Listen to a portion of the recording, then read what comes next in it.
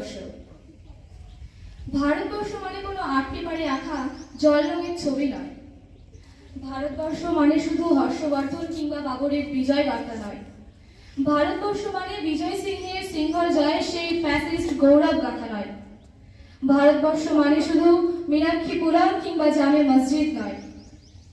ভারতবর্ষ মানে এক ভালোবাসা, তোমার আমার শব্দের, সঙ্গীতের, জীবনের, আকাশের, মাটির।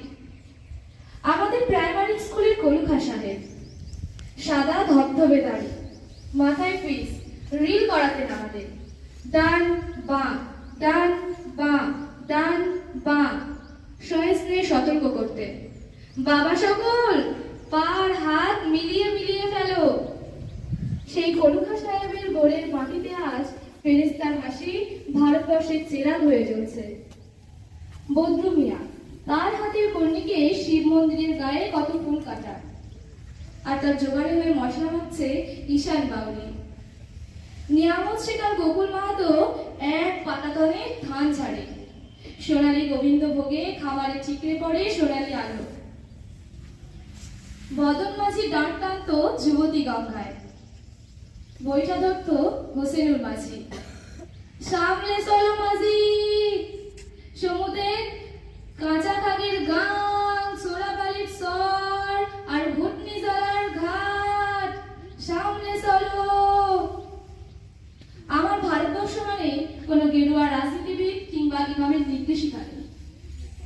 সেখানে কোনো সংহিতা হাদিস ছাড়াই কোজাগরি চাঁদের অকৃপণ আলো পড়ে ঈদগার ওপর। রমজানি চাঁদ তুলসী মঞ্চের গায়ে পূর্ণ আলো দিয়ে যায়। আমার ভারতবর্ষ মানে রবি ঠাকুরের মধ্যে নজরুল। আমার ভারতবর্ষ মানে রবিশঙ্কর ও আলী আকবরের যুগলবন্দি। আমার ভারতবর্ষ মানে গণেশ পাইন ও মকবুল ফিদার রঙিন ছবি। আমার ভারতবর্ষ মানে লালন ফকিরের গান। আমার ভারতবর্ষে আমি শুনেছি মোহাম্মদ রফির সঙ্গে লতার ডুয়েট, দেখেছি পাল্লা দিয়ে আজহারউদ্দিনের সঙ্গে সচিনের দৌড়, ফুটবল মাঠের প্রান্তে দাঁড়িয়ে শুনেছি নইমুদ্দিনের সেই তদারকি চিৎকার। বিজয়ন, আকিল, কুলজিৎ, বাইচুং, মাঠটাকে আরো বড় করো। মাঠ দিন দিন ছোট হয়ে যাচ্ছে, ভারতবর্ষের মাঠ দিন দিন ছোট হয়ে যাচ্ছে। মাঠটাকে আরো বড় করা দরকার, আরো অনেক অনেক অনেক বড়। ধন্যবাদ।